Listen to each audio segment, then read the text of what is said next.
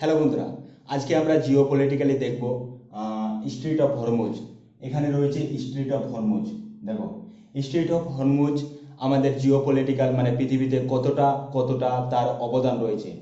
তো এখানে রয়েছে সৌদি আরবিয়া, তারপর রয়েছে কুয়েত, বাহরাইন, কাতার। এই দেশগুলোতে প্রচুর পরিমাণে ক্রুড অয়েল রয়েছে। প্রচুর পরিমাণে এই ক্রুড অয়েল সারা পৃথিবীতে সাপ্লাই করতে পারে, পুরো পৃথিবীকে সাপ্লাই করতে পারে, জোগাড় দিতে পারে। তো এখানে রয়েছে স্ট্রেট অফ হরমুজ।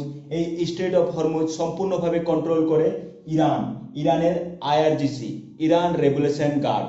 তো এই স্ট্রেট অফ হরমুজ এখানে যখন 2026-এ মানে আমেরিকা ইসরায়েল কমব্যাট মিলে যখন ইরানের উপরে অ্যাটাক করে, তো এই স্ট্রেট অফ হরমুজ যখন বন্ধ করে দেয়, পুরো পৃথিবীতে হাহাকার উঠে যায়।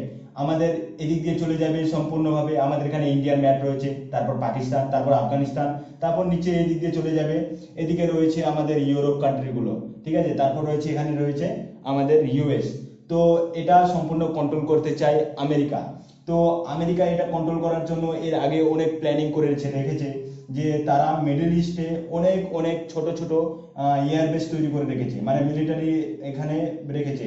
সৌদি আরবেতে রয়েছে, কুয়েতে রয়েছে, বাহরাইনে রয়েছে, কাতারে রয়েছে। যখন ইরানে অ্যাটাক করে ইসরায়েল এবং ইউএস, তারা তখন এই এয়ারবেসগুলোতে অ্যাটাক করে। তারা কোনো চিন্তা ভাবনা করেনি, এখান থেকে একদম তেহরান থেকে সম্পূর্ণভাবে মিসাইল যে রয়েছে ইরানের 2000 রেঞ্জ কিলোমিটার, এর থেকেও বেশি 5000 কিলোমিটার রেঞ্জের মিসাইল রয়েছে। সেই মিসাইলগুলো এখান থেকে ছোড়া শুরু করে এবং এই মিলিটারি বেসগুলোতে অ্যাটাক করে। আমেরিকা চায় যে স্ট্রেট অফ হরমুজ সম্পূর্ণভাবে কন্ট্রোল করে, কিন্তু সেটা কোনো মতেই সম্ভব হলো না। ইরান সম্পূর্ণভাবে তার নিজের কন্ট্রোলে রেখেছে। তো ভিডিওটি যদি ভালো লাগে তো ভিডিওটি অবশ্যই লাইক করবেন, শেয়ার করবেন, আমার ইউটিউব চ্যানেলটিকে সাবস্ক্রাইব করবেন প্লিজ।